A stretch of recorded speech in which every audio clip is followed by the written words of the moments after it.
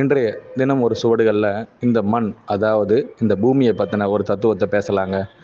இந்த பூமி எதனை சார்ந்து இந்த உருண்டு கொண்டு இருக்கின்றது? அதாவது தன்னைத்தானே சுற்றி கொண்டு இந்த பூமின்ற ஒன்று சூரியனையும் சுற்றி கொண்டிருக்கின்றதுக்கான ஒரு மிகப்பெரிய பகுப்பாய்வை பார்க்கலாங்க.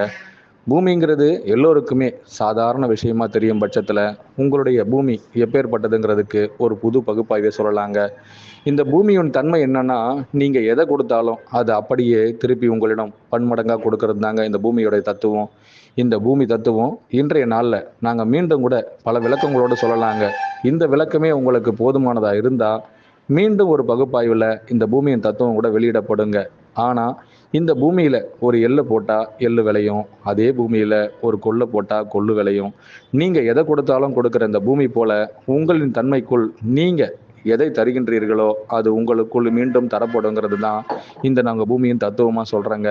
பஞ்சபூதங்களில் முதல் தத்துவமாக பூமி தான் அப்படின்னு நீங்கள் சொன்னாலும் அதனுடைய தன்மைக்குள்ள யாரெல்லாம் இன்னும் தேடிக்கிட்டு இருக்காங்களோ, தன்னை தேடும் பொழுது தனக்குள் எது தரப்படுகின்றது என்பதற்கு தன்னை முழுமையாக தந்தால் போதும், மீண்டும் அதே அது உங்களுள் இருந்து மீண்டும் உங்களிடமே ஒப்படைக்கப்படுங்கிறத சொல்கிறேங்க.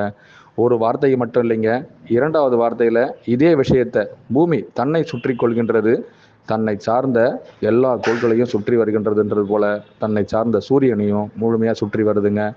இப்படி அது எதை சுற்றுகின்றதோ அதே போல் உங்களுக்குள் உங்களை நீங்கள் சுற்றும் பொழுதெல்லாம் உங்களை சூரியனாக கருதுகின்ற உங்கள் குரு எதை உணர்த்துகின்றாரோ அவரையும் நீங்கள் சுற்றி வரும் பொழுது உங்களுடைய ஞானம்ங்கிற அனுபவத்தில் நீங்கள் அனைத்தையுமே உங்களுள் பகுத்தறிந்து ஒவ்வொரு விஷயத்திலும் இயம் என்கிற தவத்தில் உங்களை நீங்கள் முழுமையாய் சுற்றினால் உங்கள் குரு உங்களை சுற்றவும் வைப்பாருங்கிறதுக்கு இது ஒரு சான்றாகவும் இருக்குங்க.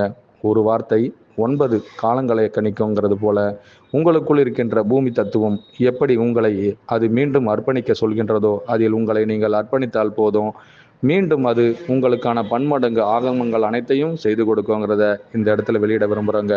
அனைவருக்கும் குருவே சரணம், குருவடி சரணம், திருவடி போற்றுங்க.